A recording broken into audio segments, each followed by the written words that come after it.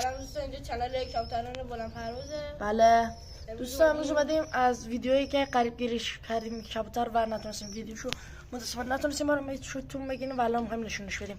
محمد جان نشونش بده این کبوتر رو گرفتی. کله دوم سبز قشنگ کلهش نشون بده. کله کتاش کتاشو چیز قیچی کردن خیلی میپرید دوستان. بله خیلی میپرید. این حیوان کت دومش هم نشون میدی. دومش که زیاد خوب نی دومش. دومش میخوام بکش. نه ولش کن الان فعلا. محمد جان دوستان گفتن کبوتر چاشنی بازی نباید ملق بزنه. آیا این درسته یا نه؟ تو کامنت ها. نه کی گفت آقا هر کفتری رو میتونی مسافتی کنی ولی این پاور پشت ملق بازی زنه. نه خب ربطی نداره. لاتی دیو مشهدی جدید همشون خلاصی کشیدن الان پای ملق زدن. خب چیکار کنی؟ بله دوستان ممنون از حمایتاتون که شدیم الان 48 نفره.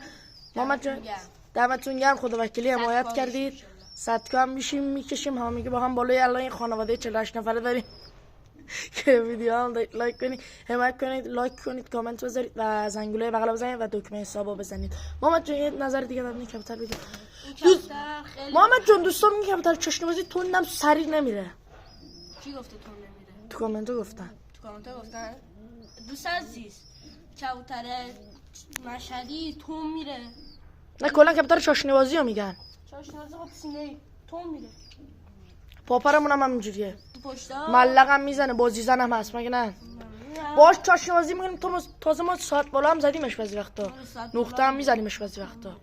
ما اونو چون دور بوم میپرونیم یا سیاه رو سمت چند باری یه طرف میترکونیم میزنیم میرم سمت. بله میرم سمت. بهم میگم